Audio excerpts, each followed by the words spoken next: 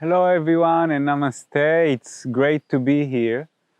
So today we are going to speak about the second verse of the Yoga Sutra. And this is Yoga, Cheetah, Vritti, Nirodaha. And we try to break it down and to understand the deep meaning that is conveyed to us right away in the second sentence of the Yoga Sutra. As we know already, the first verse of the Yoga Sutra was now is the teaching of yoga. We have to understand that Sanskrit is a very different language than English. And there are many different translations. For good translation for the Yoga Sutra, you can find in Nikolai Bachman and B.K.S. Iyengar, George Fursten, and many, many others. It's really interesting to see how each and every one of them is translating differently the text. And in order to really understand the Yoga Sutra, we need to understand the concepts of Sanskrit. And this is a fascinating journey to have, and I really recommend to go on that. So if we look at the sentence that we are speaking of today, Yoga, Cheetah, Vritti, Nirodaha. Let's take each and every word and then we'll bring them together. It will help us to understand this deep, deep meaning that Patanjali is giving us. So yoga is union, as we all know. Yoga is the union of the body and the mind. Yoga is the union between us and the universe. Yoga is the union between us and the higher self. It's like this sense of separation is what actually holding us back. It's what actually gives us this feeling of suffering. It's the desire to receive for the self alone. When we think just about ourselves, that we think this is me and this is you, this is me and this is them. And then I feel very alienated and disconnected from the reality, from other people. So the state of yoga, it's a spiritual state, it's a state, a natural state. So even though it's a spiritual state, it's actually natural. The nature is to be spiritual because we have a spirit. It's not that only people that are chanting Om and on a meditation cushion are spiritual. Everyone is spiritual. Everyone has a spirit. And with this spirit, we want to be connected to it. And when we are disconnected from it, we feel very lousy. Same way that when we are disconnected from our body, this happens a lot when we are having disassociations. And then what happens is that we are disconnected from the body, and then we also feel bad, or we don't feel at all, which is feeling of numbing and really not good feeling. So what we want to know is that yoga is the state of bringing union, is stopping the separation, not being separated anymore, feeling the unity that is inherited in reality, inherited in our soul already. And we go back to the fourth sentence, now is the teachings of yoga. It's happening now that we are connected to the spirit. So the first word is yoga. The second word is Cheetah. Cheetah means, in a loose translation, consciousness. So consciousness, the big consciousness, the space of the mind. Everything that we experience in our life, we experience through our mind. We cannot experience reality without the mind. The mind is primary, even in the Tibetan Buddhism. So if I have a tree in front of me, I cannot experience this tree without my eyes, without the interpretation of my mind to this tree. So the tree is actually part of my consciousness, and my consciousness is not separated from the tree. And this is again taking us to the union that we spoke of before. But if we go one step back, consciousness is whatever we experience, everything that we have in our field of consciousness. And it can be our thoughts, it can be our emotions, it can be our sensual perceptions. And all of these things, this is our Cheetah. Then the Cheetah is even more transcendent than that, because it's everything that we experience but more. It's the whole reality. It's the infinity and the soul that we hold within. Then we have the Vritti. Vritti means a movement. So thinking about Cheetah Vritti means a movement within consciousness. So if I have a thought, this is a movement within my experience, within the field of consciousness that I am experiencing. This is the Vritti. I have an emotion, I have energy moving in my body, I see something, I hear something. All of these are Vritti. I dream something at night. This is a Vritti.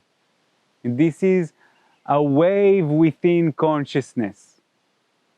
Now, Nirodaha is the last word. So we say it so far: Yoga, Cheetah, Vritti, Nirodaha. Yoga, union. Cheetah, consciousness. Vritti, wave within the consciousness. Nirodaha is a cessation.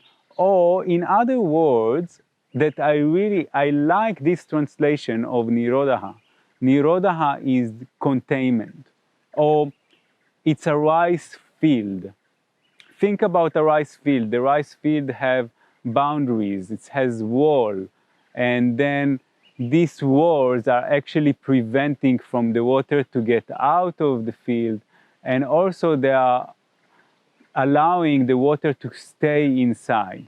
And this is a great translation of Nirodaha. Thinking about how we can hold things within our consciousness without being flooded. Yeah? So it's like being able to contain the wave within the consciousness and not be identifying with the wave itself. Now, let's go one step further into the understanding of this verse. Yoga, Cheetah, Vritti, Nirodaha. Yoga is the stop of the waves of consciousness.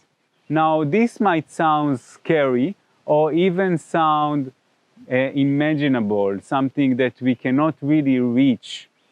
And the reason is that we don't have the accurate translation. The accurate translation would be, we want to contain all the waves of consciousness within the consciousness without identifying with the waves of consciousness, which is a bit longer translation than what usually is performed. So now, thinking about Yoga, Cheetah, Vritti, Nirodaha as an ocean. Think about an ocean. Imagine in your mind a beautiful big ocean. This ocean is your consciousness. This is the essence of who you are. It's the whole nature. It's everything that you experience. It's everything that you can think of. It's everything that you can imagine. It's the everything. It's the oneness. This is your ocean. This is your mind. This is your awareness. Now, within this ocean, imagine in your mind's eyes a wave. And the wave is arising and subsiding. This is a vritti. This is a wave within consciousness. So now, see that this wave is just a very small fraction of the whole ocean. And in the same, exact same way, our thought is just a wave or waves within our consciousness. When I think I love myself or I hate myself, when I think something, I actually have a wave within my consciousness. Now, the problem begins when we identify with the wave of consciousness instead of with identifying with the whole consciousness itself. So, when I have a thought and I identify with this thought only, I restrict myself And it will be in the same way that the wave would say, I am the whole ocean. The wave will take identity of its own without realizing that it's a very small part of something bigger. So when we have a thought, it's just a thought. It's so small and tiny compared to who we really are, compared to our whole consciousness. Now, a nature of a wave is to arise and subside. This is what waves do. This is what thoughts do. They arise and subside, arise and subside. I have a thought, it goes away. Where does it go to, by the way? Where does it come from? I have another thought, it goes away again. I have another thought, it goes away again. Each one of them is just a wave, and it doesn't last, and it's not really who we are. But when I have a thought and I identify with this thought, I have an emotion and I identify with this emotion, I work in some job and I identify myself with this job, I actually limit myself to be just a wave, instead of really realizing that I am the whole world, I am the whole ocean. So this mistake, when we finish doing this mistake, when we are not doing it anymore, then we are in Nirodaha. Then we are containing our thoughts within our consciousness, but realizing that they are just thoughts, they are just emotions, and we are the whole ocean. The consciousness rests in its natural state. Think about it. Awareness is immaculate, is pristine, is infinite.